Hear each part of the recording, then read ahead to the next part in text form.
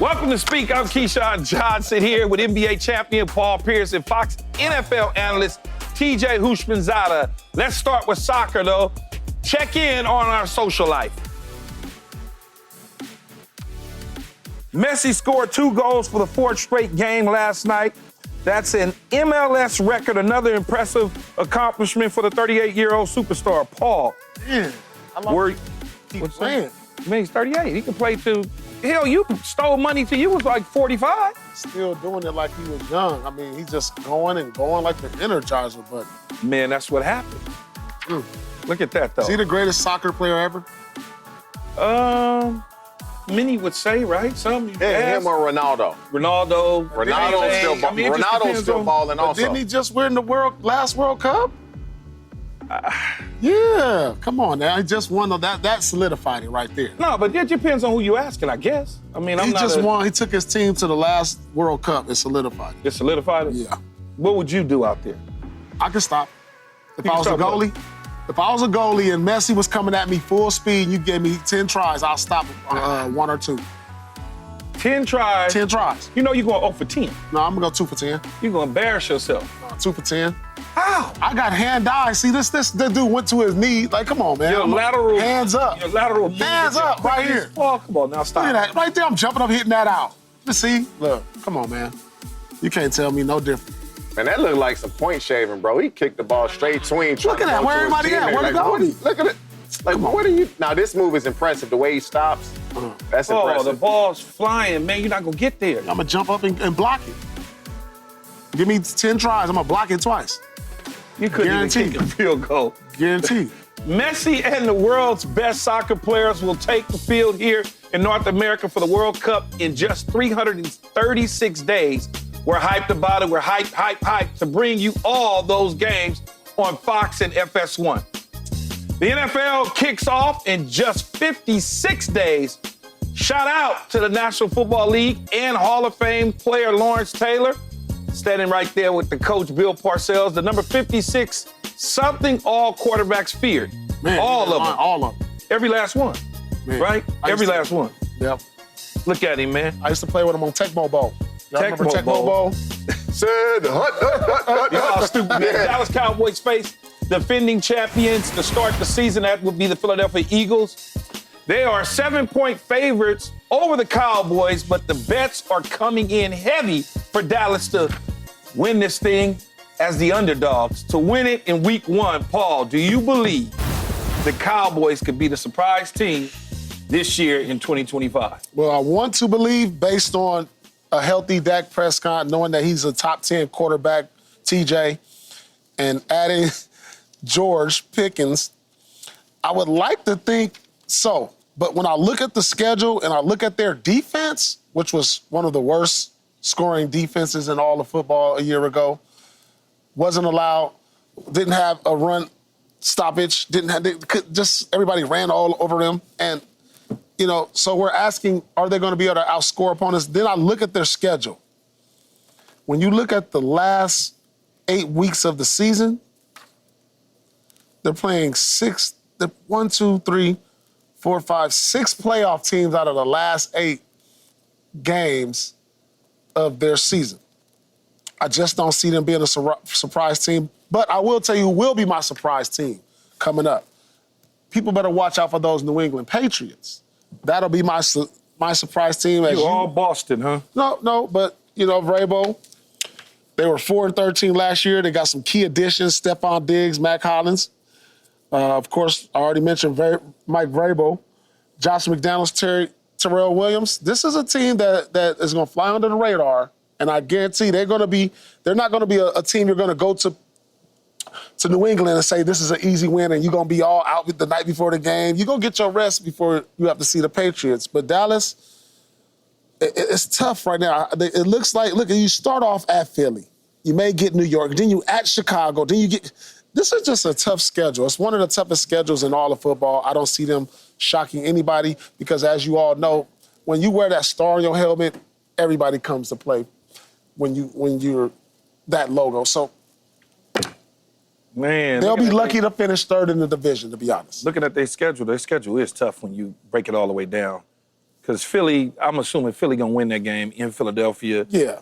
You know, you got the Giants. Chicago, I don't know. They should be better. Green Bay, obviously. I like the Jets. Carolina, Washington, I like. Denver, I like.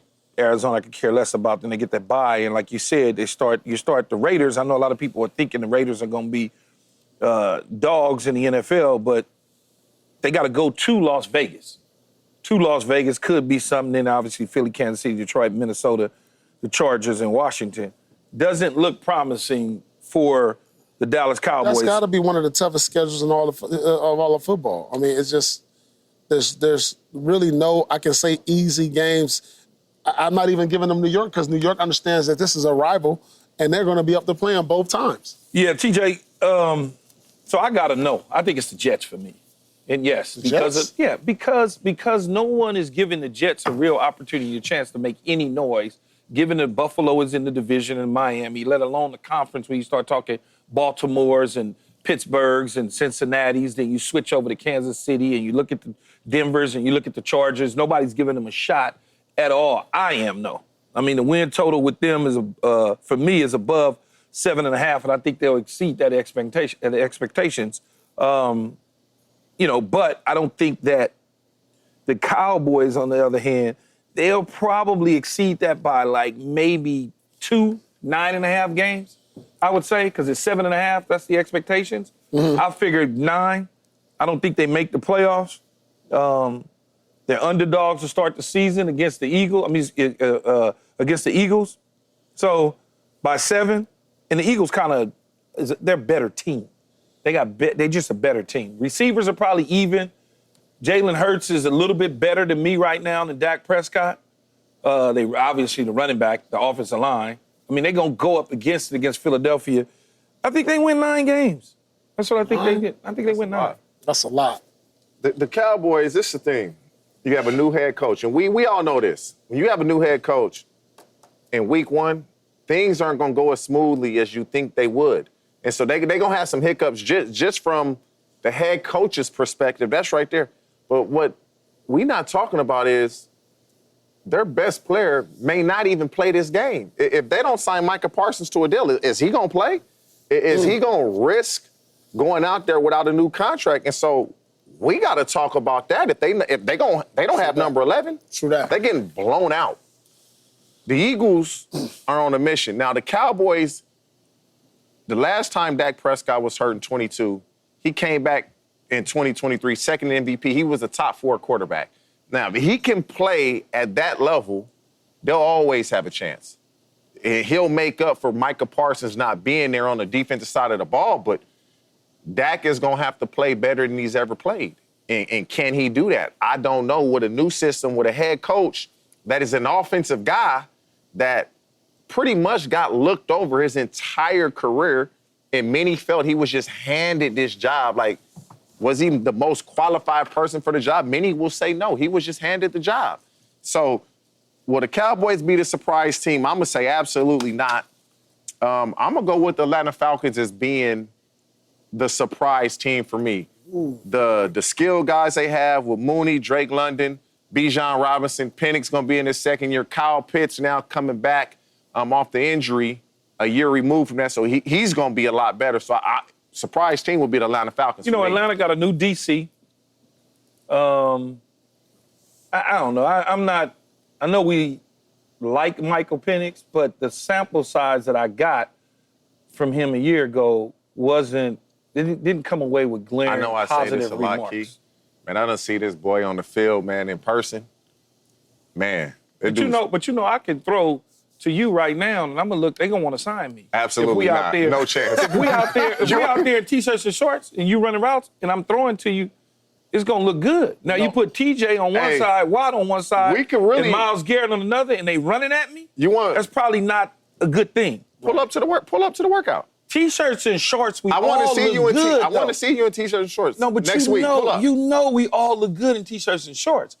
I'm just saying. I'm talking the accuracy, though. Like, we in t-shirt and shorts. I done seen some NFL quarterbacks go accurate when they ain't coming at you. No, they not. We all accurate when they not coming at you, but when you got them dudes with them full beards and them car seats and them trucks and they mad with them big old three. They got families to feed. Come on, man. You already know it's different. It's different. In the small sample size that I think Michael Penix can turn out to be something special. Yes. But I didn't see enough last year. This is his rookie year coming up, not last year. This will be his rookie year in essence. So I just need to see more game. I can't 3 games, 4 games, that don't do it for me. I need to see him play 17 games in a season, same way I needed to see Brock Purdy play 17 games, a full season, before I said, okay, he's here to stay. Now, back to the Cowboys. If Dak can play how he did in 2023, the schedule don't matter. Yeah, dude. Not if Dak can play that way. The schedule's not going to matter because when you in that zone, you feel like I'm going to lead my team to victory. You had the weapons. This probably, outside of Amari Cooper and CeeDee Lamb, this is the best receiving core Dak has had, and it may be the best because CeeDee Lamb was young. And so he has the weapons. I'm just concerned myself is with the play calling. That's what concerns me is the play calling. Coaching in the NFL matters so much, more than any sport. You got to call the right play at the right time. And the best coaches, that's what they do. T, what's the difference? If Dak looks like he did 2 years ago, right? What's the difference between the Cowboys coming up than the Cincinnati Bengals of last year? If Dak looks like an MVP player, I would say it's no difference because as long as your defense is one of the worst defenses, and you bear witness to this. The Cowboys couldn't stop the run. They weren't bad against the pass. They couldn't stop the run. They weren't bad against the pass. No, they weren't bad against the pass. They still were a bad defense. The Bengals were bad stopping the run, the pass, and the pass. Yeah, they didn't create turnovers. They didn't do anything remotely close to those sort of things. When Dak Prescott was cooking, that defense was turning the ball over. Bland was getting interceptions left and right. I mean, Diggs was playing at a high level. It just was a different situation. At all-pro level. Yeah, that's what. So when you look at it, that's the difference between Cincinnati and Dallas. Dak Prescott, if he can play well and that defense can stop the run, they got an opportunity and chance. It was recently revealed on Netflix quarterback that Chiefs defensive coordinator Steve Spagnuolo told Cincinnati Bengals quarterback Joe Burrow that he was the best quarterback in the league after Patrick Mahomes, but I'm not so sure that being called second best is actually a compliment because I don't want somebody coming up to me and saying, oh, man, you the second best wide receiver behind TJ Houshmandzadeh in the National Football League. But how would Mahomes feel if he said that? If he came up to Burrow and said, man, you're the best, and that got leaked and everybody was talking about that in the media? But you don't need to even say that. You can say if you Spags, you can come up to him and say, man, you're a hard quarterback to game. And that's why it means so much that he said what he said. No, as a coach, yeah, that's poking at him a little bit. But I think Spags is... the coaches do that. Yeah, I think Spags, though, the second best. It was a compliment, but on the flip side, he had to let him know that you're not there yet. Yeah, but you right there. Play. So you bet he's better than Josh Allen. So now you got to see Josh Allen in week 4, I think it is, that they see him. I don't even think Josh Allen tripping off of that because coaches say stuff like that all the time. No, you're going to trip on it. No, you're going to trip. You just ain't going to trip on it publicly. You're going to see it. You might have it folded up in your pocket in your wallet. You might put it in your little cubby hole in your locker. Yeah. And you may never say nothing to the public about it, but you'll go back to that cubby hole and read and say, okay, I got something for Spags in his defense. Do you think he is the second best, TJ? Not a lie told. Yes, I do. And I truly believe that. And why wouldn't Spags believe that? Joe Burrow has a winning record against him. Josh Allen doesn't. Lamar Jackson doesn't either. Now, they do. No. Josh Allen. In the regular season, he does. Season. Okay. Like in the regular season, 4-1. Right. In the playoffs, he's 0-4. Right. So technically, he's 4-5 going against the Chiefs. When Spags comes out and tells Burrow that's an appreciation. That's an appreciation. And that right there is a great list, by the way. But that's an appreciation of the work that Joe Burrow has put in. And that's just Spags letting him know, outside of our guy, you the guy that I take next. I'd want you outside of he can't say, oh, you the best in the league. Because Mahomes going to hear that. I'm not in the league no more. So he has to say that. But if I'm Joe Burrow, I take that as a compliment. The work that I've put in, even if you ain't going to say it, you see it, but it's been acknowledged.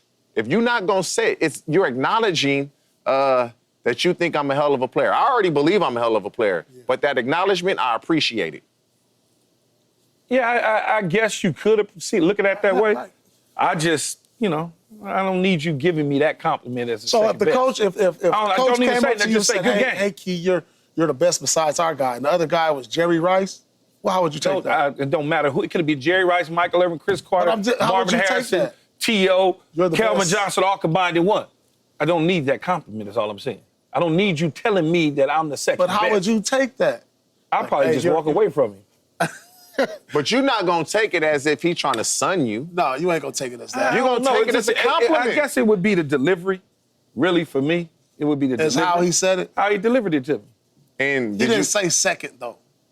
He said, outside of our guy. You're the best. He's pretty So much the best. if my guy is clearly number one with championships and MVPs, and you have no championship and you have no MVP, it's known that he's the number one guy. So in Mahomes. you take it as a So backhanded you compliment, said- right? Yeah, that's what I do. It is. So It you is take that as a backhanded compliment? It really is. So would you rather... What you say, Paul? It really is. It is. It is a Exactly. backhanded compliment. It is. It's a backhanded It is. compliment. Yeah, it is. So would if you're Spags, though, would you rather give a backhanded compliment or piss your quarterback off?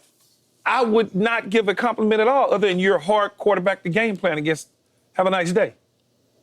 That's that's the way I saw it. I don't look at it as It a may be backhanded Joe- compliment. I look at it as an appreciation for Joe Burrow's game. That's how I look at it. And that may be the case. Speaking of the Kansas City Chiefs, Travis Kelce has been Patrick Mahomes' favorite target throughout his entire NFL career. At 35 years old, Kelce is clearly out of his prime to most people. But Chiefs GM Brett Veach says that Kelce can still play at an elite level when he needs to.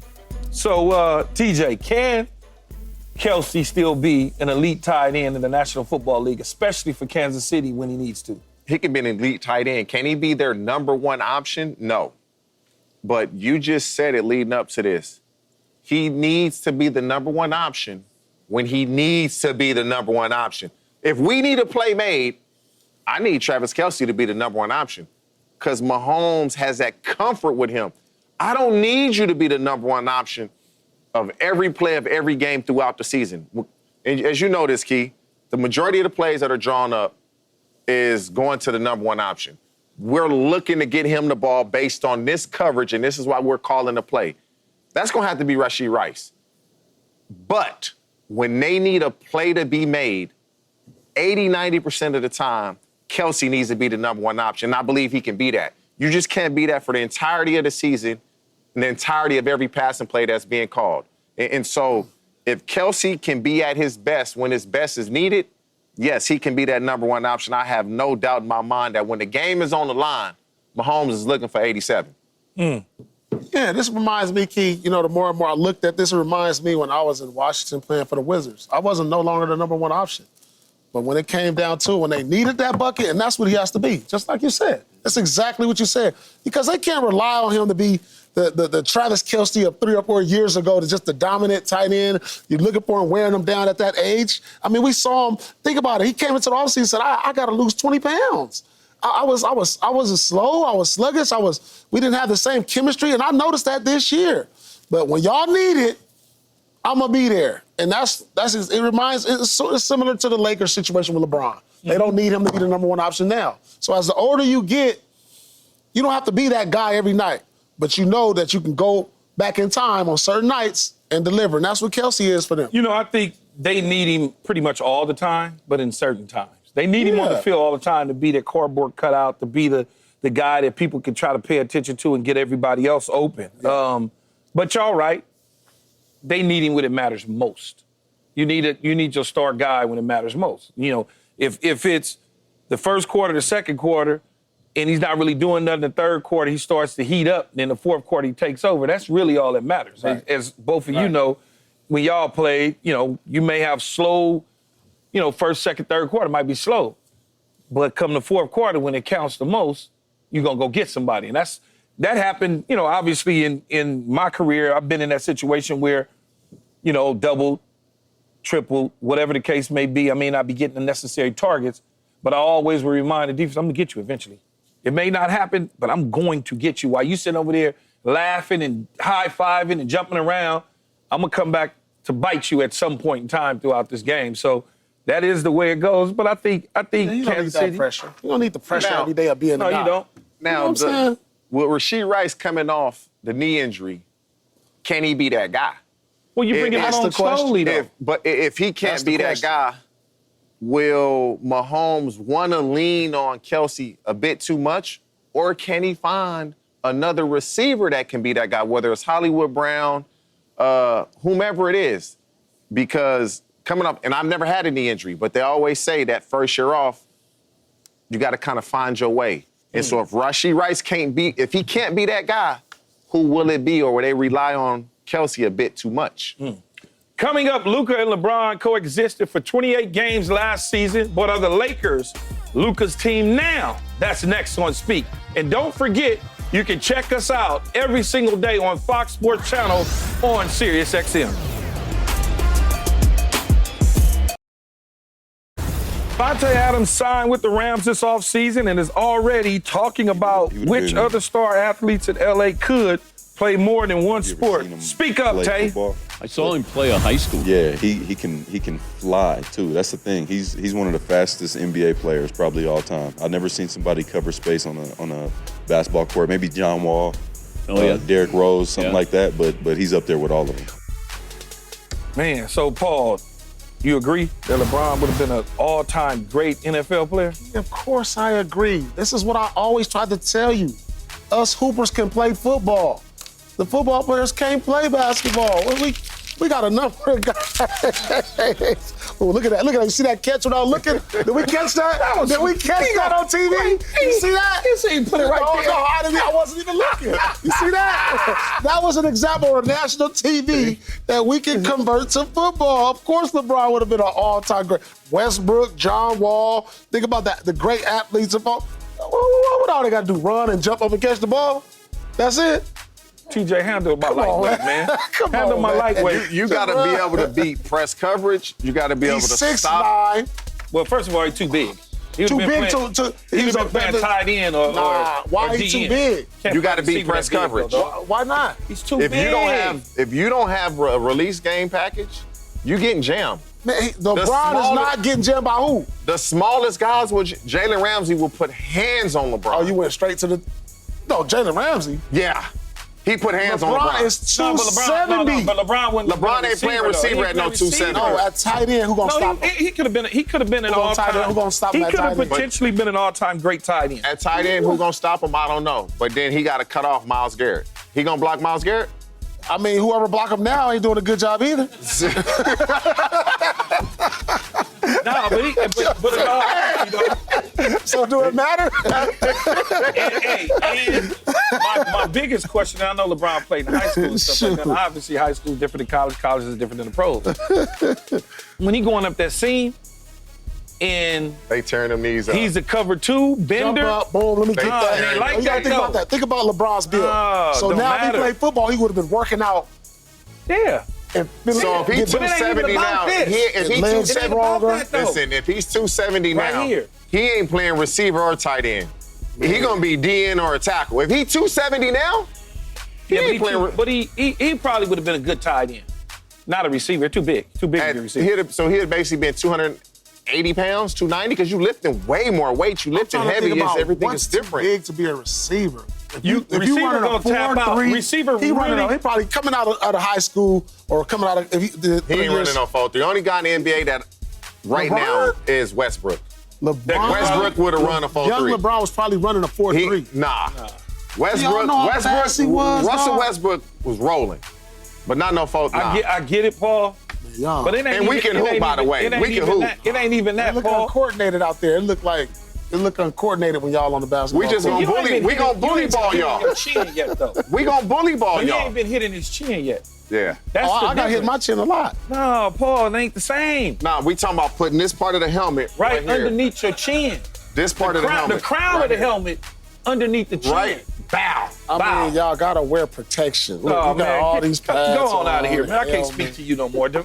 DeAndre Ayton was announced as the newest Los Angeles Laker yesterday after his press conference. He did some local radio and was asked about his communication with other Laker players Ayton said he hasn't spoken to LeBron James yet, but, quote, definitely got a text from Luka. Hadn't spoken to LeBron, but I definitely got a text from Luka. So, TJ, are the Lakers officially Luka's team now? Yeah, but it's kind of pissing me off, bro. Like, LeBron, just text him. What's up? Welcome to the team. Look forward to playing with you. That's the least you can do. That's what leadership does. I don't want to hear, I don't text nobody when they come to the team, because I'm sure that's not true. I'm sure you text other guys. Just text him and make him feel comfortable. Like, when you're a new player going to a new team, it's always a bit of uneasiness. You know each other from playing against each other, but you're uneasy. You're uncomfortable when you have to go into the locker room, especially when the best players haven't sent you a message just saying, hey, welcome to the team. We're going to look forward to a great season. So I know Ayton is probably like, damn, LeBron, I wonder if LeBron wanted to play with me. He's uncomfortable with that. So I don't like the fact that LeBron has a texting, knowing that you're going to rely on him a lot. So for Luka to send that text message and welcome me to the team, yeah, they known each other, same draft class. Yes, it has to be Luka's team now. But LeBron, you got to do better, my boy. All right, this is what I got to say. TJ, when you got to the Bengals, who texted you? Nobody texted me. There we go, nobody. Hold on. No. But when I left as a free agent, okay, and I went to the Seattle Seahawks, Lofa Tatupu texted me. Matt Hasselbeck texted me. Deion Branch texted me. Okay. They did text me. When I went to the Bengals, they didn't even know if I was going to make the team, so why they going to text me? What about you, Keith? Did you get a text when you got drafted or as a free agent going to Tampa Bay or what? Yeah. I got all the texts and, yeah, I did. And from who? When I got drafted, AG. Like the leaders of the team, right? I'm trying to think. I talked to AG when I got drafted with the Jets, Jeff Graham when I was with the Jets. It wasn't text, it was a phone call. But from the leaders? I guess you could say they was the leaders. That shows you right now. So when I got to Tampa via trade, listen, man. Whether it was Brooks, whether it was Brian Kelly, I knew a lot of them by then. Listen, let me tell you. LeBron is probably going to retire after this year, right? Okay. His whole career, he's been doing this. He's been texting? Texting. He's on vacation. He's tired of this. I remember my last year in the league, man, just with the meetings, just you have the NFLPA meetings. Oh, y'all have yeah. that like the NBA? Yeah. I done been to so many meetings. My last year, I was like, y'all I'll pay for the fine, whatever it is. I'm not coming to this meeting no more. Okay. So the same thing. I've been texting. It's time for him. He probably. We don't even know if he said if LeBron called Luka and said, "Hey, it's your job to do that now." You know what I'm saying? He's relinquishing the keys to Luka. Like, man, he probably out on with his family vacation, and I know he probably look up to DeAndre Ayton. Probably looks up to LeBron like, man, because of his stature, the player that he is. I get it. But like, come on, man. This shouldn't be something that breaks up a team or make it look like there's troubles in paradise. He'll get around to it. He'll get around to it. That's not his priority. That's not his priority no more. Evidently. That's not his priority. No, but you have a Or piece. maybe he don't think that this is a piece that's going to really, really help us. That's the key. No, but because if it was Giannis coming over, but it could be such. on the phone with Giannis. he'd be after dinner tonight. Or 2 nights before you die. Yeah. No, but in the end, it could be that Luka and DeAndre Ayton are closer in age and things of that nature, same draft class, that there's a different relationship there than it is with LeBron. And, you don't necessarily meet. What if LeBron was flying in somewhere doing something? Man, he'll get around. I'm sure he'll get around to it. You ain't flying for 3 straight days. Yeah, but he'll get around to it. I'm not worried about it. Isn't that somewhat of a requirement when No. you are one of the leaders, the best players on the team? I'm going to get to you. So you treat me like I'm a female or something. I'll call you back in a little bit. No, if you ain't a player that I feel like that could get us over the hump, if you ain't that player that I feel like you could get us over the hump, what we need to talk for? But if you came to a team that I was on, I'm probably going to reach out to you because I know you. But if you were someone that I didn't necessarily know, at some point in time, if the coaches come up to me and say, Can you talk to TJ? That's the- Could you yes. talk to Paul? You know, Man, I'm gonna see him at training camp. We're gonna be together all year. We're gonna be together the next 8 months. That's why I'm not stressing about it. I hope his feelings ain't hurt. See, this is how the media try to break teams. This is the thing, though. No, seriously. Why would he say that? The reporter asked him, have you talked to LeBron? All he could have said was no. Yeah, Luka texted, but LeBron even didn't. if he said no, it was going to morph into this. If he said no, there still was going to be like, why wouldn't he call you? He'll talk to you when he talks to you, man. Yeah, Come exactly. on. I need to know you out. You need to worry about being in the gym. DeAndre didn't want to talk to him, else he would have just said, what we going to talk about? Welcome to the team. Thank you. You already welcome to the team. Look, you had a press conference. They going to see him, man. Staying in L.A. to talk about the Los Angeles Clippers. Bradley Beal might shake free from the Phoenix Suns at any moment. And when he does, the Clippers are reportedly the leaders to land the 3-time All-Star. The Clippers just signed James Harden to a massive contract extension and have been active this offseason. So, Paul, will Bradley Beal make the Clippers a real threat in the West? If Bradley Beal go to the Clippers, I truly, genuinely believe it makes them the second favorite team in the Western Conference behind OKC. They just lost Norman Powell, right? So now you get a guy and a veteran, and Bradley Beal could come in and replace that production. You got Kawhi, a healthy Kawhi. You got James Harden. You got Dunn at your perimeter to go along with the big fella. They just signed. Wait. Who did they just put in the? Who did the Clippers just pick up? They lost. They picked up John Collins. John Collins. That's right. That's what I'm talking. The big fella, John Collins from Utah, which is a great pickup. It made him younger, more athletic.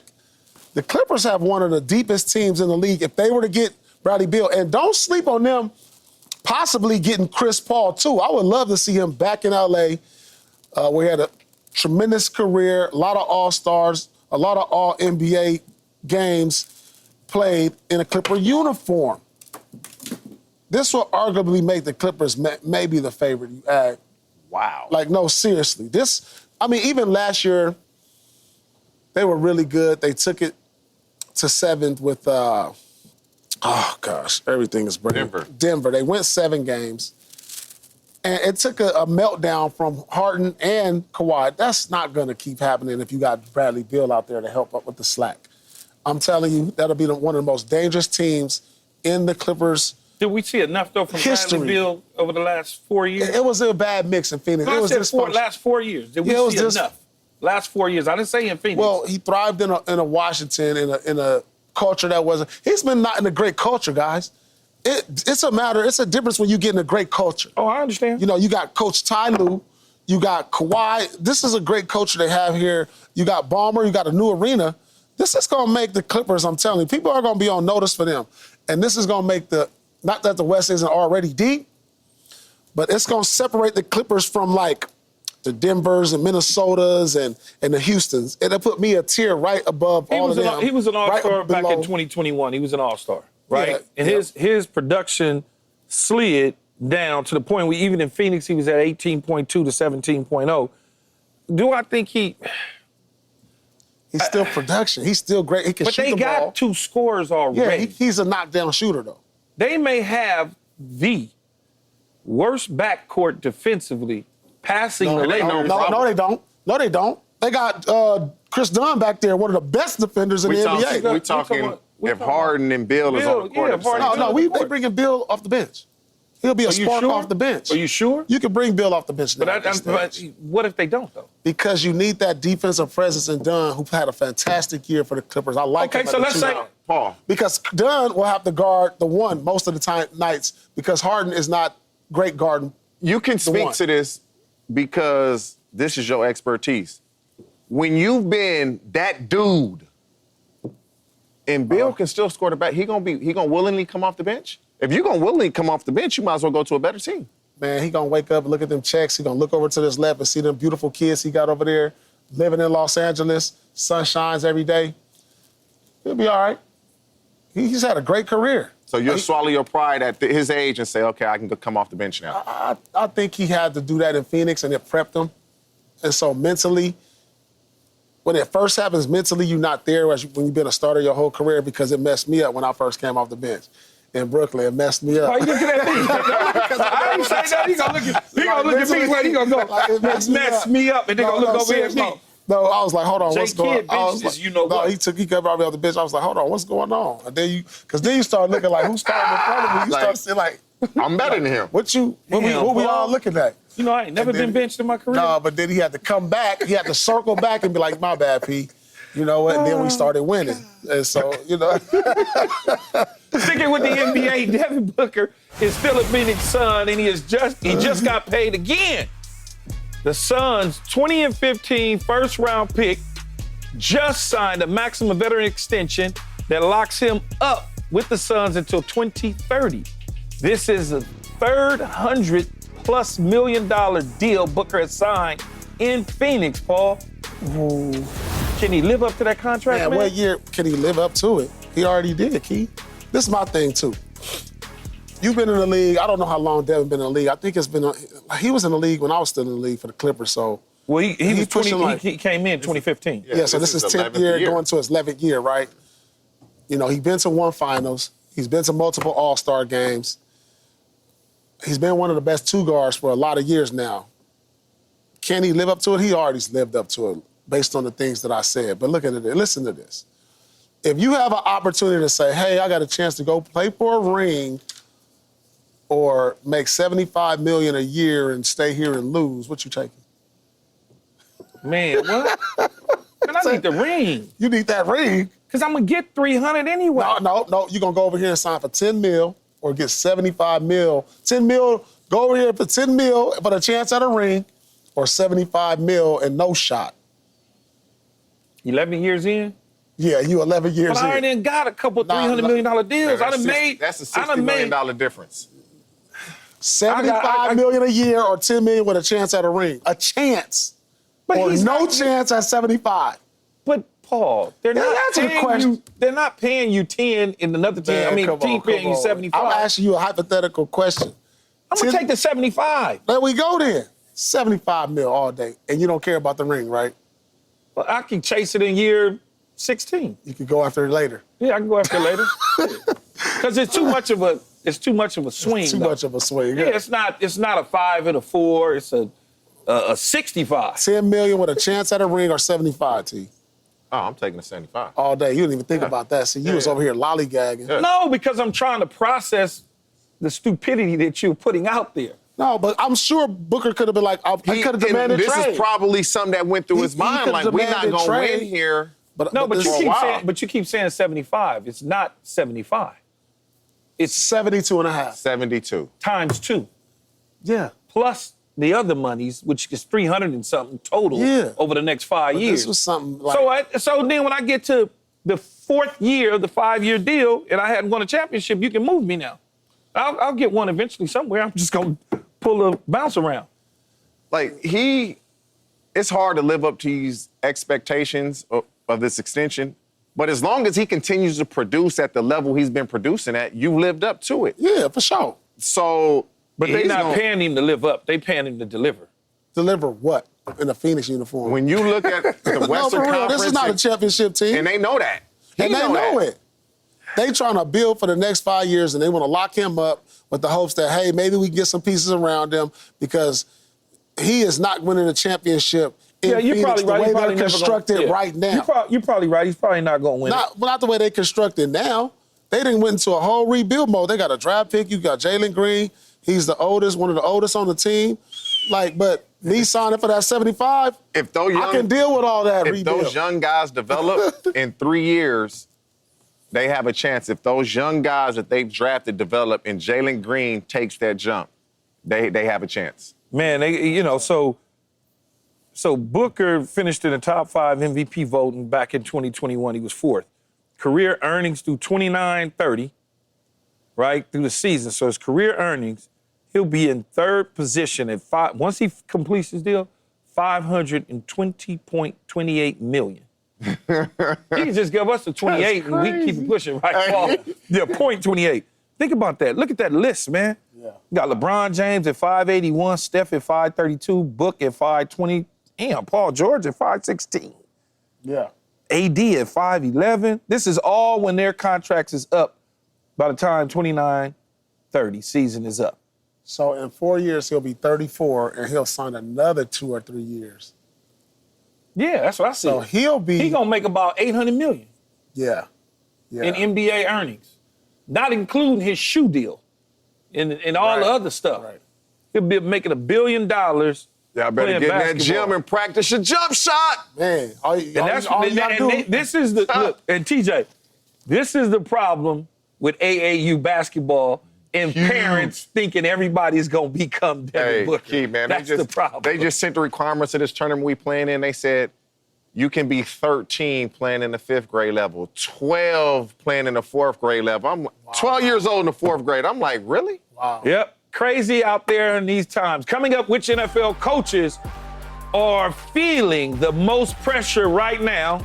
I'll tell you when I reveal my big list, and you might be surprised who's on that list. Next on Speak. All right. What's up? Welcome back to the Speak. Yesterday, Key teased which coach is under the most pressure this season, and now he's got a whole list. Key, who you got on your list today? All right, Paul, I see you. That's right. I'm going to have you coaches on my list and under that pressure this season. I got a whole list starting with number 10.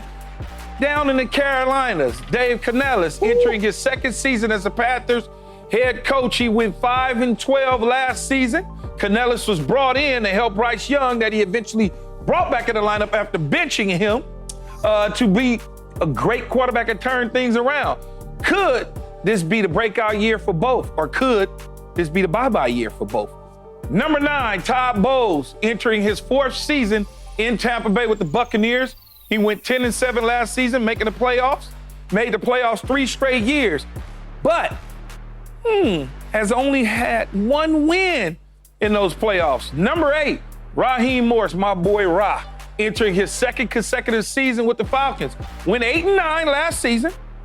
He hasn't made the postseason as a head coach. Doesn't mean these guys are going to be fired. It's just pressure that could turn into something different. Number 7, Brian Schottenheimer, 1st season as the head coach down in the Big D with the Dallas Cowboys. The spotlight will be on him. The Cowboys missed the playoffs last season and finished 7-1. Number 6, Kevin Stefanski, entering in his 6th season with the Browns. Now, he's been in the playoffs. He's done some magical things. They missed the playoffs last season. He hasn't won a playoff game since 2020. 3-14 last season. Pressure's on. Number 5, in Brian Daboll, entering his 4th season with the New York Giants. Missed the playoffs the last 2 seasons after going 3-14. Number 4, Jonathan Gannon down in Arizona, entering his 3rd season with the Arizona Cardinals, 12-22 in regular season record. No playoff appearances whatsoever with the Cardinals. Shane Steichen. TJ loves some Shane Steichen. Entering his 3rd season with the Colts, 17-17 in the regular season. Missed the playoffs both seasons. Number 2, Mike McDaniel down in Miami, entering his 4th season with the Dolphins. 28-23 is his regular season record. Donut and 2 in the playoffs. And my number 1 pressure, and TJ hates this, he's pulling out his hair. Zach Taylor entering his 7th season with the Bengals. Went to a Super Bowl, 46-52 regular season record, 5-2 playoff record, but hasn't won a playoff game since 2022. And if he doesn't make the playoffs this time around, that'll be 3 damn years in a row.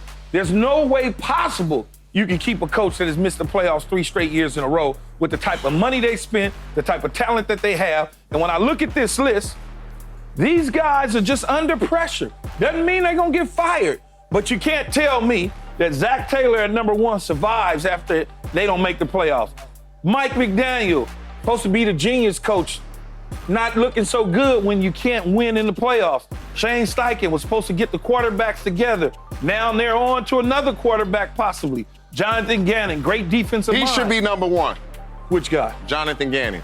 Well, 3 seasons, no playoffs. He should be number 1. That no question. may be the case. We making the playoffs. But you Zach Taylor 5-2 in the playoffs. I understand He's that. 5-2 in the playoffs. But if he misses the playoffs this year, TJ, after spending all of that money, let's assume that they play the defensive end. They already paid the receivers and the quarterback. If they do that, they're going to pay everybody. Man, we 13. Now all of a do sudden, that 13-4. Do okay, that 13-4. what if you 4-13? That ain't, I'm walking to Cincinnati. That ain't 4-13. Oh, don't do that. Don't do that. Whoa. Don't do it. Don't do it. 4-13. Don't do it. No chance imaginable. TJ is not walking to Cincinnati. I promise you. They But- will not go 4-13. That's a fact. I'm letting him off the hook, y'all. He's not doing that. Hey, they not going 4-13. So when I look at some of these coaches, Well, there's no pressure on Schottenheimer yet. well, it's pressure because it's the Dallas Cowboys. Raheem Yeah, Morris but winning the he's- division, you so he move going on nowhere. from him real fast with no problem at all. Not 1 year. In 1 year, you'll move on from him. You know why I think that's possible with Schottenheimer moving on in 1 year? Because it was a he's been there. surprise hire. It was begin like with. it came out of nowhere. And you always got Prime that they talk to. Raheem, Going winning In the division. Atlanta. Winning the division. if they don't win the division and you playing a young quarterback after you paid Kirk Cousins all this money, although Kirk Cousins wasn't great, you decided to go with a young quarterback. You know, and you fired the defensive coordinator, brought in a new defensive coordinator. You know how people are in the National Football League. They get rid of quarterback head coaches like that, especially if he's not making the $40 million a year. He's getting paid, but not at that level. Todd Bowles has been on and off the hot seat in Tampa Bay, although they made the playoffs. They got a playoff win. He They've done he well. just signed an extension. I So understand that. But the Tampa Bay Buccaneers, the Tampa Bay Buccaneers owners, they don't have a problem moving on from a coach.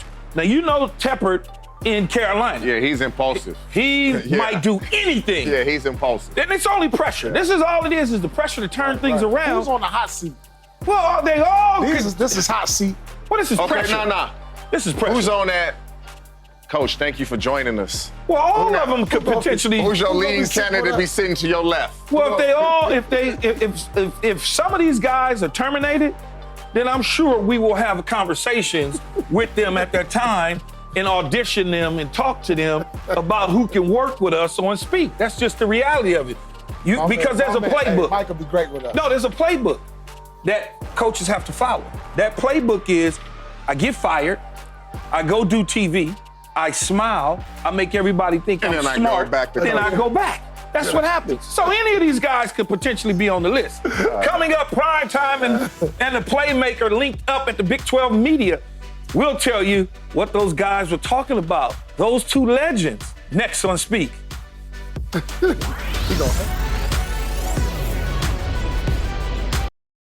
Meta AI is the personal AI to help you with whatever you need. Plus, it meets you where you are. Not only is Meta AI now an app, but it's also on the apps you already know and love: Facebook, Instagram, WhatsApp, and Messenger. Plus the Ray-Ban Meta glasses. It's easy to access wherever you are. So whether you're talking or texting, Meta AI is convenient to use throughout your day. Experience our newest AI that's tailored to you by downloading the Meta AI app. Try the Meta AI app today on the Apple App Store and Google Play. It's time to check in on our social life. Big 12 Media Day was at the Cowboys facility in Frisco, Texas. So you know who was there. Michael Irvin was going to show up, no questions at all. What do you think they were talking about, laughing about, having fun about? Check out this video, Paul. Are they brothers? Where the video at? We got the video? We ain't gonna show the video? Oh, we got the video. Oh, there it is behind us. Oh, there it is now in front of us. All right, it was behind us and in front of us. There you go. What you think they were talking about? Man, they was talking about, you get that job, I'm gonna be at the game. I like the way you do it now around here. Hey, boy. Boy, good to see you, boy. Hey, boy. Not at all, man. You got to stop. That's my man. Nah, Boy, come on. I'll tell you, boy, Key. I ain't seen you in a long time, Key. No, here you go right here. Go here. Come here. Michael go kill us for this. Mike go get so mad at us.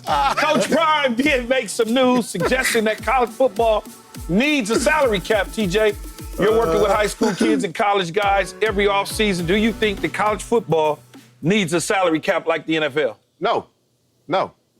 Why you want a salary cap now? Like, the coaches have made millions upon millions upon millions on the back of these kids. Let these kids make every dollar they can make, because the majority of them will not be playing professional sports. They'll be working in the real world. If they can make a couple million more than that, fun game. They should have handled this when we were playing. They didn't handle it. Don't try to put the toothpaste back in the tube now.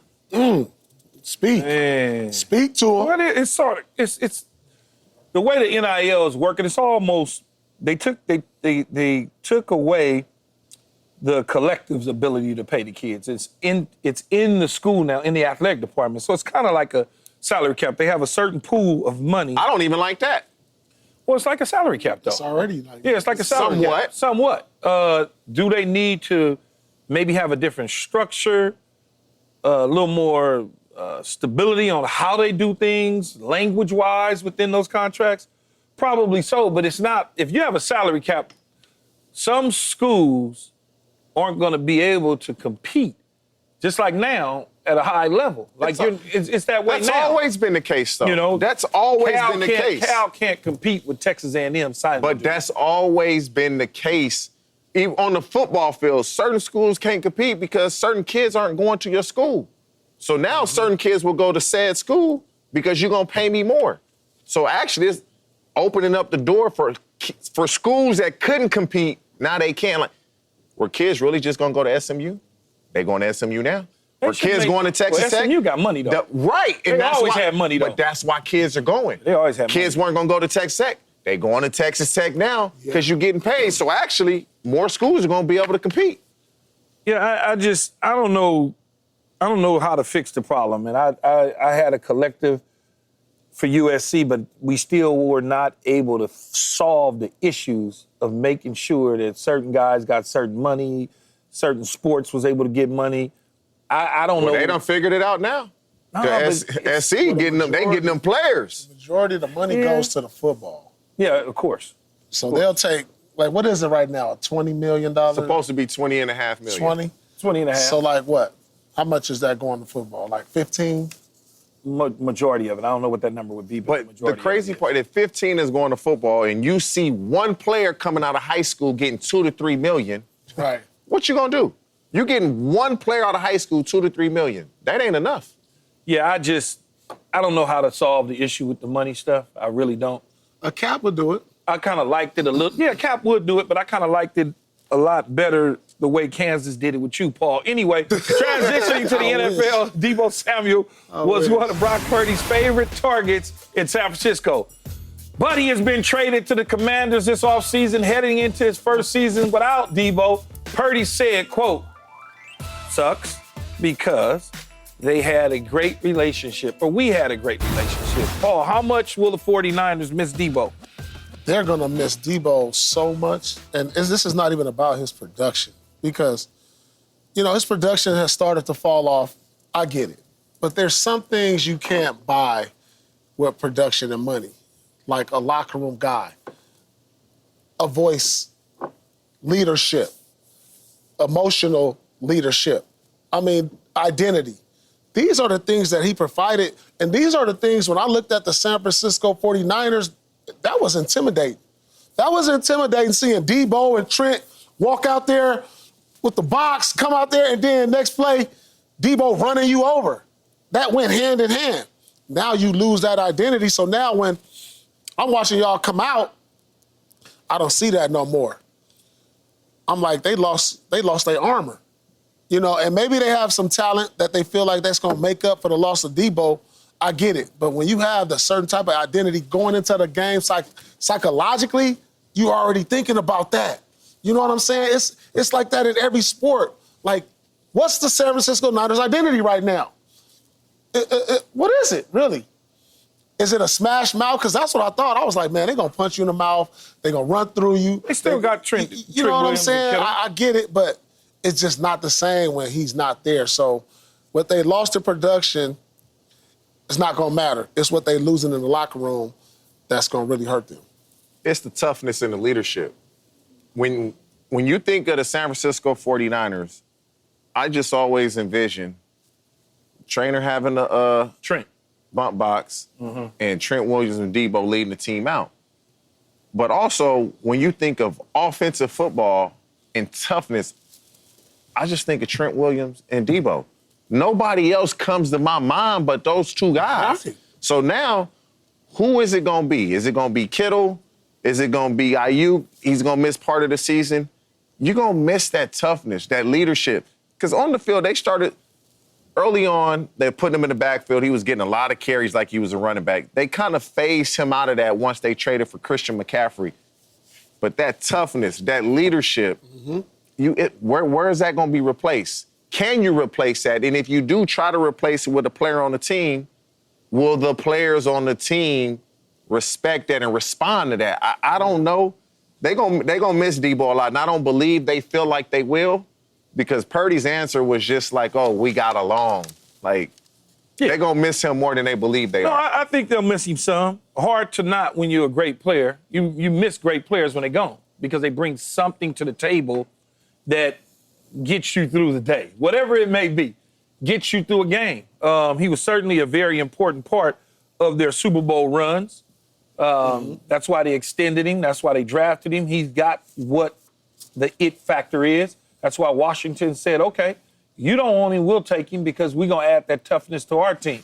Now, they still got Trent Williams and Kittle and company. I still think they'll be okay because his production started to slip a little bit because they were not utilizing him the same way. They're not putting him in the same positions that they were when they were making those serious runs within the conference to get to the Super Bowl. So, he's going to be missed. Are they on their schedule at all? Is Washington on their schedule? Okay, so they don't get a chance to see him this year. No. That would have been must-see TV based on It's going to really be must-see TV if they both have the type of seasons we assume and they meet in the playoffs. Yeah, it could be. That could be crazy. That could be crazy. Deebo going to have to calm himself down. He going to have about 5-6 concussions. He's ready. He's going to be knocking people. He's going to be ready to play that game. Especially if you throw that helmet the way you threw it yesterday. Down in Atlanta, the Falcons. He on the one-liners. Quarterback is Michael Penix, who started the final 3 games in his rookie season. Penix won his first start, then lost the next 2 games in overtime, but says his team needs to make the postseason for the season to be a success. This is why Raheem Morris was on the list, sitting, I think he was at the 8th spot. So, TJ, what percentage of chance are you giving the Falcons to make the playoffs? It's probably going to be a little higher than you guys expect or that you guys would say. I truly believe the Atlanta Falcons are going to win this division, so I'm going to give them 70% chance of making the playoffs. They won the division, it's over. I believe the skill guys that they have.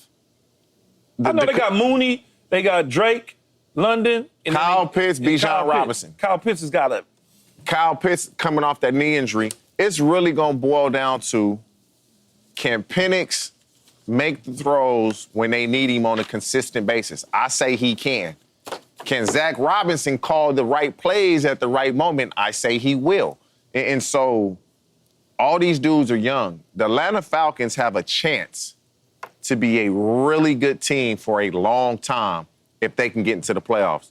All your core players, all them dudes are young. Yeah, and they have a really good offensive line. They got a young team, but for something tells me, though, that Arthur Blank and Rich McKay aren't going to let Raheem hang around to see it through if it doesn't go the way that they planned on it. But you start looking at the money that they gave Kirk Cousins, you start looking at the young talent, and really this is a 2-team race, so to speak, and within the division with the Tampa Bay Buccaneers and Atlanta Falcons, and all of a sudden, Tampa Bay gets out so far in front of you, you can't catch them, and you don't make the playoffs. These owners nowadays, they don't give coaches nearly the leeway that they did in the past. I give them a 15% chance. Whoa. 15? 15. Well, it has That's to be not making Well, it. it has to be a 50%. I don't think they're gonna make it. I don't think they're gonna make the playoffs. They won 8 games last year. Tampa won 10 games. Yeah, they won 8. They won 8 games. Atlanta. Kirk Cousins was the starter Right. for 7 of them. Right. Michael Penix started 3. Won 1, lost 2. Yeah, I'll say it again to you. Right. Kirk Cousins He sure did. was the starter for 7 of those 8. Yeah, but how many did he lose? I understand he lost some, but they went to a young quarterback at a time where they were still in the hunt. Yeah. They were still in that hunt. Whoever made the decision to go with Michael Penix based on whatever Kirk Cousins was doing. Because they saw something, Key, and I saw something. In practice. I saw something in the game. I mean, the kid has loads of potential. We all know this. And so, it's like this. Why don't you just start the process of him getting better now? Well, that's what they said. That's what they said. And I do believe it's a 50% chance because if we're talking about is this a two-team race in the division, then they're up only against one team. The other teams don't particularly have a chance. I don't know if you guys are putting Carolina in there. I mean, I ain't putting Carolina nowhere. They'll be all right. I got Tampa Bay coming out of the division, and that's it. Man, listen, this kid is going to be special. And he showed me a lot when they had that game versus, it was the one game. This game right here versus Washington. When it went to overtime, he drove them downfield for the touchdown last minute. He showed me some potential now. He may be good, right, in this year. Yeah. But they're not making the playoffs. And so if you don't make the playoffs... Well, they're going to have a 50% chance to win the division if we're saying it's a two-team race. So they could win the division. So just off of that... It's a two-team race today. Yeah. Tomorrow, it'll be a one-team race. No. I'm just saying. No, they got the potential to win 10 games based on this division. And I'm looking at their schedule, Key. I mean, it's a tough schedule the first half, but the second half... They play Minnesota, Colts, Panthers, Washington. Saints, Jets, Seahawks. They can get on a run. They're going to be out of it, but they're going to be out of it. Week 9. They're going to be out of it by the time they get to week 12. Look at week 8. From week 8, week 9, week 10, 11, they can make got a Tampa run. and Minnesota right out the gate. Yep. Then I'll skip over Carolina, even though it's a division. The bye, they could be 1-3 by the bye. They could be 1-3 by the bye. By the time they get out of the bye, they could be 1-4.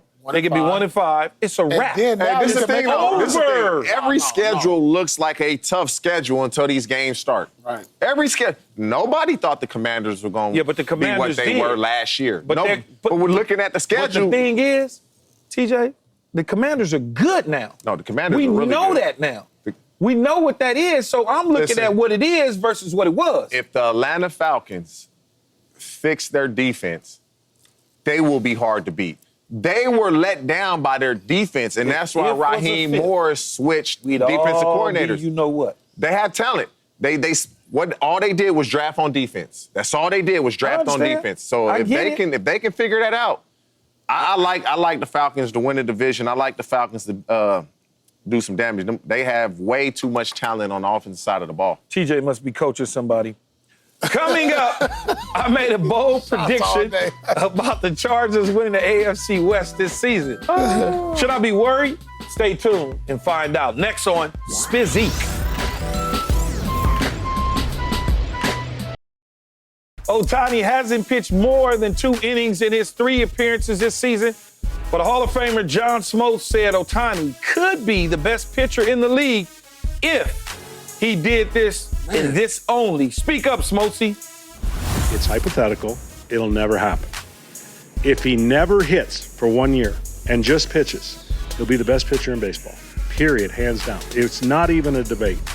He's trying to navigate one of the greatest hitters of all time and trying to pitch. He's got so many things and so many balls in the air that he's trying to juggle.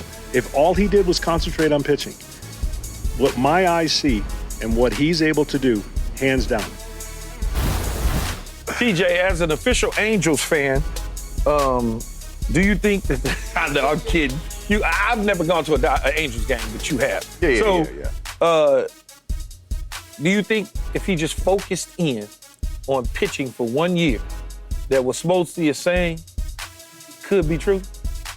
John Smoltz is one of the best pitchers to ever play. So if he say that, I'm with him.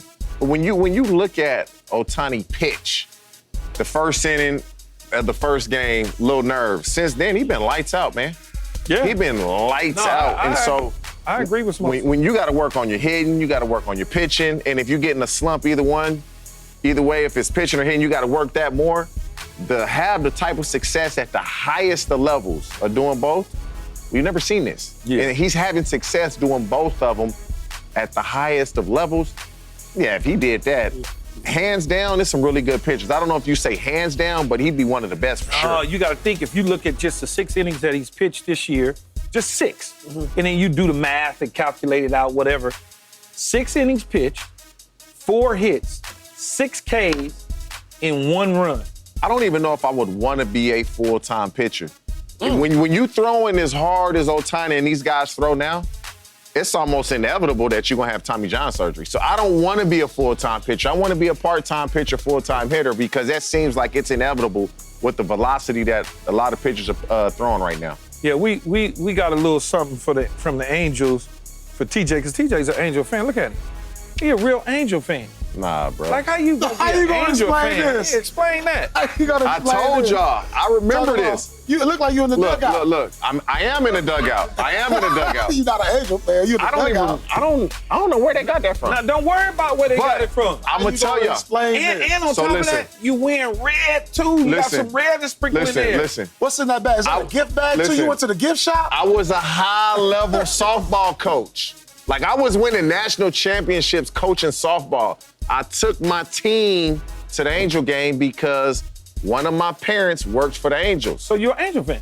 No, I'm a Dodger fan. I went to the Angel game letting them know that I was a Dodger fan. I'm just bringing my team here. I don't see no Dodger blue on. Your team could have went. No, I don't even. But he ain't got no Dodger blue on either, though, Paul. Look at that. I don't even know what kind of shorts I got on. I know I got on some black J's, patent leather. That's what it looked like. Some Army fatigue shorts. Bag, though. Nah. What you mean, nah? Where the gift bag at? Your right hand. Is that the gift bag in your hand? Huh? It's something in your hand. That's something on the ground. You talking about? No, right there in front of you. It's It looks like a bag that you hold. Is that a bag you hold? I don't know what right there, that kind of charcoal-y gray is that the looking shirt? thing. Is that the shirt? I don't know. I can't remember. He don't know. I don't remember. I know. Don't you love? It's like, you know. Hey, that's one thing that what you in here for? Nothing. See, when you coach youth sports, when you coach youth sports, you take your kids to these games. Hey, high-level softball coach, though. High level. Tuesday, it's Midsummer Classic as Judge and Tony Ohtani, because I'm laughing at Ohtani, and baseball biggest stars head to Atlanta for the MLB All-Star Game. Coverage begins at 7 Eastern, 4 Pacific on Fox. Yeah, y'all got me laughing up here, like the silliness. On the football field, the Chiefs have dominated the AFC West, winning the division for the last 9 years straight. That's how many? 9. 9 straight. Straight? Okay. No stoppage in there. Okay. I think the Chargers are going to end that run this season. Broncos receiver Marvin Mims said that, quote, the times are changing in Denver, and they actually have the second best odds to win the division after the Chiefs. So push me down to 3rd with the Chargers. Kansas City 1, Denver 2. TJ, should I be worried about my Charger prediction of them taking over the AFC West from the Kansas City Chiefs and Patrick Mahomes? I'm gonna answer that question and say no. But when a team has won the division 9 times, I know that's like it's almost as if a foregone conclusion. But we all say eventually you're not gonna win it. When is that gonna come? I like the Chargers. I believe the Chargers are gonna be one of the better teams in football. But when you look at Harbaugh's track, his history, his second year of him coaching a team, and obviously the track record isn't long, with 49ers, he took them to the Super Bowl. His second year with the Niners, he took them to the Super Bowl, and this team started in a better position than the Niners team that he took over. And so, should you be worried about the prediction? I'm going to say no, because I believe the Chargers have an opportunity, and not a big opportunity to win this division, but man, when the Chiefs have won it for 9 years straight, it's kind of crazy that I'm saying this, but I actually agree with you. Should I be worried, Paul? Worried? You picked the Chargers to win the AFC West. Yeah. After Kansas City done won it 9 times in a row. 9 straight. And that, no stoppage. 9 straight. And they bringing back Mahomes and the coach and Kelce and the coach and the DC and so no other changes. And Chris Jones. And they not gonna win. And how many games did Mahomes lose last year as a starter? 1, right? Yeah, plus the Super Bowl. Oh yeah, plus the Super Bowl. Herbert threw more interceptions in one game that he lost last year than losses he had last year. And that was a playoff game. But all that's cool. All that's cute. And I understand what you're saying about the 9 years. So let's do an exercise. I'm trying to figure out, like, let's what do we an exercise. talking about. Let's do an exercise real quick on the 9 years. Okay. When what you was Pinky in the Brain doing every day? Who? Pinky in the brain. What are we doing today, Pinky? Same thing we do every day. Same thing the Chiefs do every day, every year. Win the division. They're going to do the same thing every year. Win the division. Okay, so look. So check this out, though.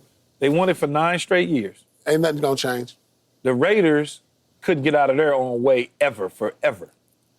Denver went through they went through Vance Joseph, Vic Fangio, now Sean Payton's there. They was going through our guy Hackett. Coaching was horrible in Denver. Yep. The Chargers didn't give Anthony Lynn a real opportunity after 1-2 seasons with a young quarterback that they inserted into the lineup after they punctured Tyrod Taylor's lungs, okay? So when you look at the division didn't have nothing. The division got 4 potential Hall of Fame coaches in it now. They got quarterbacks all over the place in the division. Their teams are better now than they were on that 9-year run. Think about this, Key. Andy Reid have been beating up on this division so much. So, like, when he beats his team, when they play him 2 times, the second time around, he shakes the coach hand and says, I hope to see you next year. Because there's been so many coaching changes. Yeah, they get fired. Hope you come back. I hope you come back next year.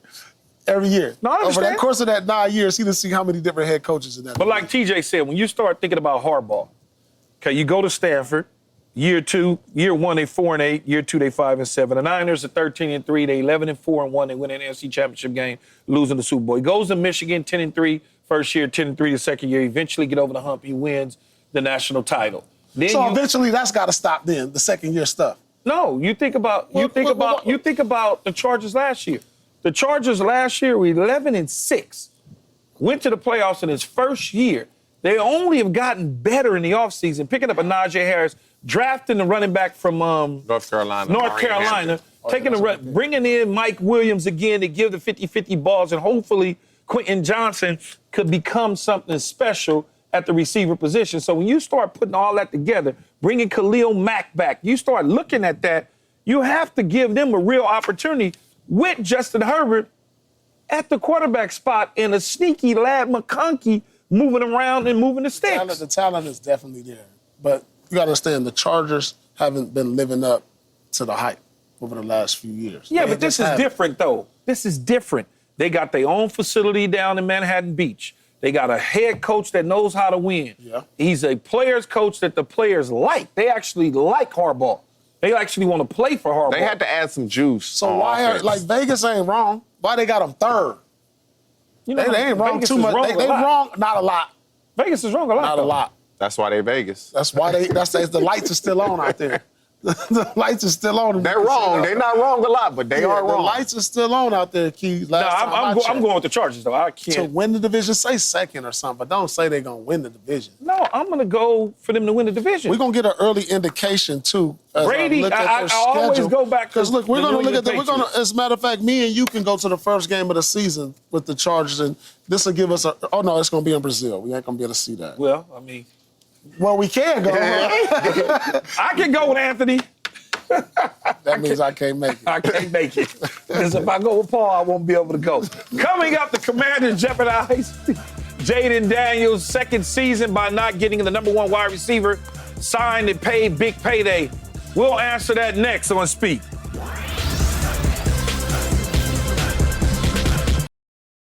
Time to check in on our social life.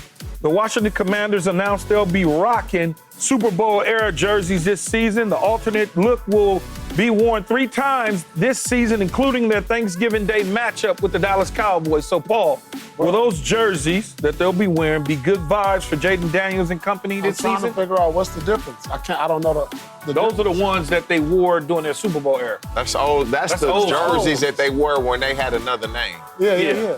So when they had the other name. So what's the ones today then? The jerseys today? Yeah, them are the ones I recognize them, so they don't look new to me. No, they got like it's just small alterations. They probably got the gold or the yellow, I don't know which one it is, probably on the up, and the red is on the bottom or something like that. Every NFL team should have a black alternate jersey. I agree with that, and a helmet. Black? Yeah, a black Yeah. alternate jersey. You know they do that I in ain't the gonna NBA. lie. Yeah, I like that all black. Like an all black with Only the team bird. got the all black is Baltimore, right? Pittsburgh, But no. every team should But have they a black like the alternate. Bengals have it too, but they have the orange I've in never it. seen the Bengals yeah. wear a black jersey. Have I? Yeah. Really? Yeah. Yeah, I don't remember ever seeing the Bengals wear a black jersey. But the Ravens, because it's black and that purple is also kind of dark. Well, they I look seen real them good. with the super. Yeah, they had the whole thing with the black helmet. and Obviously, the everything. Raiders all black. That look good. Oh Also. yeah, the Raiders. That The look Raiders. But I don't think I've seen the Raiders with all black. Black jerseys, not black pants. Just black I don't jerseys. think they have black pants. Yeah. No, the Ravens are the only team with black pants. You say since he got black Yeah, pants? they got all black. Yeah. Man, I don't ever remember seeing them. And the Cardinals, I think, have gone all black before. At least black jerseys. Yeah, that would be cool. Yeah, it could be. Speaking of Washington, Joe Theismann led the Commanders to the Super Bowl. Joe Theismann led the Commanders to the Super Bowl when they had different names. You know that name. Theismann described the Terry McLaurin contract dispute as, quote, major problem in Washington. So, TJ, will this jeopardize the season for the Commanders if they can't get a deal done before training camp? Absolutely. I just don't feel like they should be playing games. You cannot mess this up. You have a quarterback going into his second season that had a rookie season unlike any we've seen. And the excitement of your fan base, the excitement of the players, the community, like they're ready for the season to start. If you don't have Terry McLaurin in that locker room when y'all report to training camp, the offense will not perform the way you want. Like, Jaden relied on Terry McLaurin so much. He was his comfort. And so they have to figure this out. I don't know what number it is, what the years look like. They have to figure this out because Terry McLaurin was a huge part of the success. It wasn't just Jaden Daniels. You got to throw the ball to somebody. And so who is it going to be? Who's going to be your downfield threat? Is it going to be Deebo? Who is it going to be? Is it going to be McCaffrey? Terry McLaurin is one of the top receivers in the league. And so if you want to have a good season, you're going to get him signed. And if you don't want to have a good season, he's going to be sitting wherever he's sitting come training camp, and y'all going to look back on this in January and say, oh, we messed that up. Well, I'm telling you, don't mess it up, because if it happens, No, they're going to pay him. They got plenty of time. The training camp doesn't start till July 22nd. Doesn't mean 2 weeks. But he could be a Less than that. what do they call it? Hold in. He could be a hold in. Oh, I'm for sure a hold-in. I'm always a hold-in. Yeah, he can be a I'm hold-in. never holding out. No, he could be a hold in. I hurt my hamstring training. Yeah, be a hold in. And so if you think about it, they're going to pay him. They've got to pay him. 117 targets last year, 82 catches, a little bit over 1,000 yards, second in the league in touchdown receptions at 13. You don't want to take that away from a young quarterback that's moving in the right direction. You don't need your young quarterback playing in the preseason or even in the regular season for that matter and having the microphones put in front of his face, Paul, and, hey, when are you going to get your quarterback? When are you going to get your receiver back? If you had Scary Terry, what would this team be? It's all negotiations. That's all it is. Yeah. You got to pay him. The market is correcting itself. When you are good at what you do, you have to get paid. Do you get where the Commanders are coming from to a certain? He's 31. No, I don't. What are you giving him at 31? What are you giving him? I'm going to give him what he deserves. What is that? I'm going to make him one of the top 5 highest paid receivers in the game. Doesn't mean that I got to go 6 years out. Doesn't mean I got to go 5 years out. But I'm going to correct the market for him. He's underpaid. He's outperformed his last extension. There's nothing to talk about. No. There's nothing to talk about.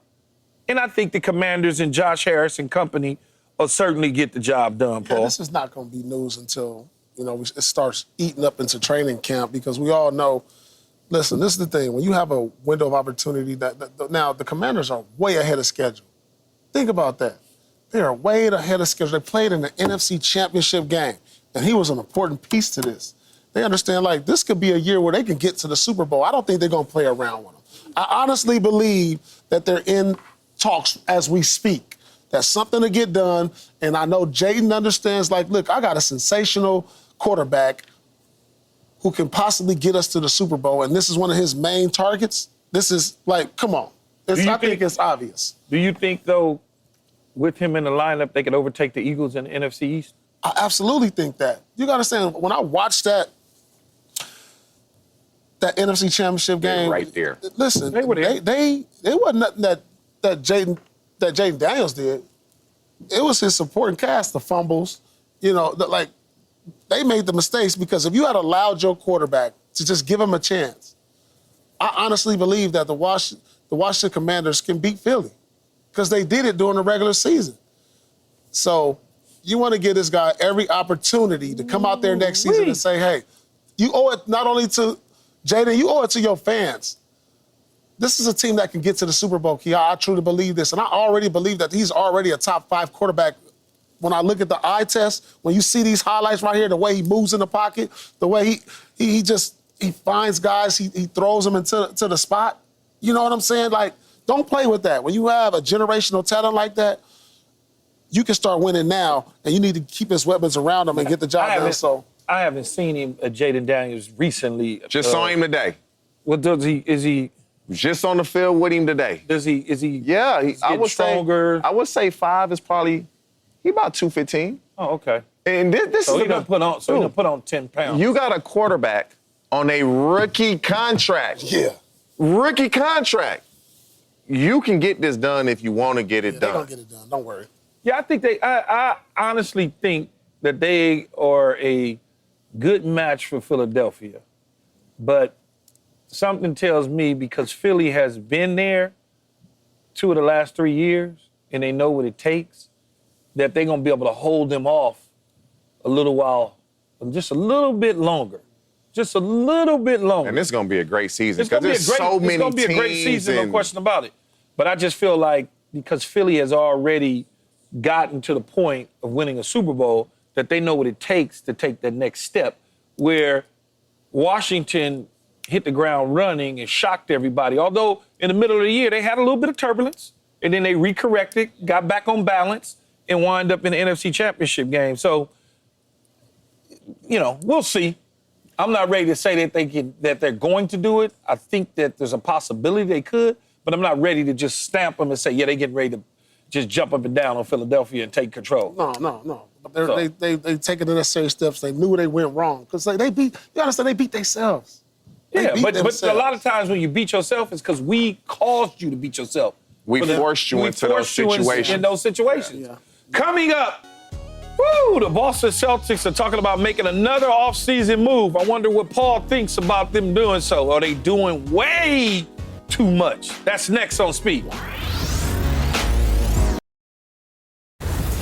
Eli Manning retired as the NFL's highest paid player ever, but still thinks owning a piece of the Giants is too rich for his pockets. Speak up, Eli.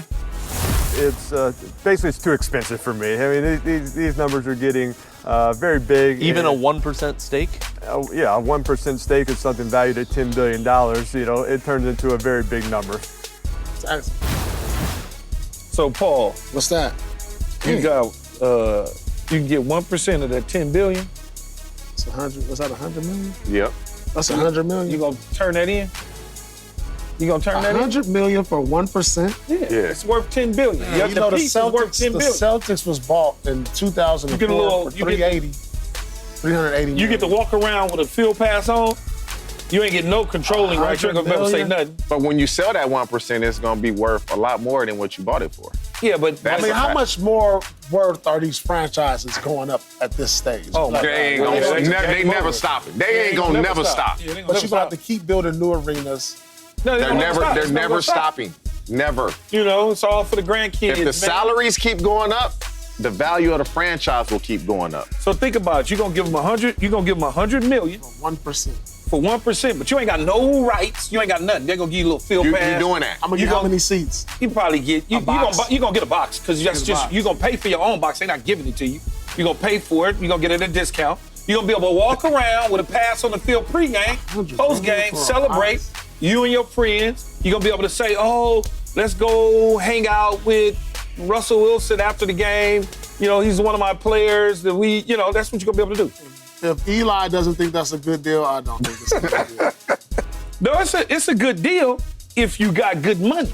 Yeah. Like Eli say, great he got good money, but he don't have great money. Right. And, you know, to give whatever he's worth and give 1% of his assets to a team, that's probably not what he wants to do. No, not at all. Speaking of teams and buying and selling, Paul, Celtics are having a weird offseason after coming up short in the playoffs. Boston has blown up the team, its championship roster no more, including trading Drew Holiday to the Portland Trail Blazers for, how do you say his name? Anthony Simons. Reportedly, the Celtics aren't done just yet. They're open to moving Simons before he plays a single game in Boston. So, Paul, are the Celtics doing way too much by moving pieces? No, I trust in upper management. Brad Stevens has done a magnificent job since moving into front office, and I trust what they do. You got to understand the Boston Celtics organization has been one of the best run teams in probably the last 20 years.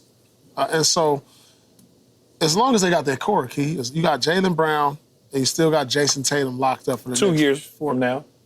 2 seasons from now. Yeah, but they're under contract for like 4 or 5 more years together. And you also have Peyton Pritchard, he's still there. Derek White is still there. So that's pretty much the core of the team. So, you know, maybe next year they won't be in title contention, but I trust in everything that they're doing from a organizational standpoint, that they understand the business and the landscape and laying everything out to prepare for maybe a year from now when Jason Tatum is healthy. And so I'm not mad. I'm not going to argue with it. So if they need to, I think Anthony Simons would be good as far as like a transition year, maybe further. But if there's a deal that can be done, they're going to do it. And I know it's going to be the right deal. Is Al Horford no more? Gone. Not going to resign. Not yet. We'll see. You holding on to that? We'll see. He gone. He going to Golden State or the Lakers, probably Golden State. Okay. So y'all just punting on this year? Maybe. Yeah. Okay. I mean, I'm Smart just thing asking. to do, right? Maybe. Is it not the smart thing to do? It's a sport, but it's a business. No, it's a business. I think the new ownership group is obviously want to get under Abram. They don't want to. They want to make money right now, while the team is not competitive. Or save money. Or save money. Your best player gets hurt. Why wouldn't I trim the fat when we talking salary? We not winning it without Tatum. Let me get rid of this salary so that we can reload and get ready. The Celtics are one of the best run organizations in professional sports, let alone the NBA. Right. Well, they were once upon a time. We don't know that yet because it's a new owner. And the new owner came in, like Paul said, when new owners come in, they start wanting to do it their way. And they're like, oh, he got hurt, we ain't winning? Okay, we got to get rid of this. They done moved they moving pieces, and they not done yet. That's the thing. They still have their core pieces that can win a championship. As long as your stars are there, you can continue to build around your young stars. You know, when the next time they'll be on the court, you got to figure they'll only be 28 together still. Yeah. You know, there's not like, you know, a 40-year-old with a 26-year-old. I mean, you know. Nobody talking about the Lakers, man. Shut up. Coming up, we'll give you a sneak peek at the latest episode of My All Facts No Breaks Legend Series featuring Ice Cube, iconic music industry. That's next on Speak. Think of Ice Cube, you got to think of L.A. Like, I'm an LA all in through and through, right? I don't with UCLA. That's the one place I don't deal with. You're not a rapper until you've been in a battle. It's not about making a record, but it's about stepping up to the challenge. What's your favorite lyric you ever written? Just waking up in the morning, gotta thank God. When you look back at the Dodgers in the World Series and the parade, was you tripping off Skipper when he got trying to give you a lap dance? Like, one of the main reasons he felt y'all had a breaking up is that the great Jerry Heller had his hands in everybody's pockets. I mean, he just lied on my mother. You know, somebody that lie on your mother is a piece of That was a preview of the next episode in Keyshawn's All Facts LA Legends series. Keyshawn, what was it like to sit down with Ice Cube, man? It was cool, man. It was, I hadn't had a real conversation with him in a minute. So it was just understanding the background of the fallout, Dre, and what happened with Jerry Heller, and just that whole the story that went on, because a lot of people don't know. And Cube don't sit down with a lot of people, so to be able to get Cube was pretty cool. What was the name of that group he was in? NWA? What you mean? NWA? Neighbors with Attitudes? Is that what it stood for? Yeah, Neighbors with Attitudes. NWA, what was the NWA stood for? No, man, look, so TJ. Neighborhood Watch Association. Y'all need to stop. Man. So, Right, TJ, you made a crazy prediction. You said you would walk from the studio or home all the way to Cincinnati if they go 4-13. You see what that is? That's a long way. That's about 4 weeks. Don't ever do that again. They not gonna let me down. We'll see it. That's it for us. We'll see everyone here tomorrow.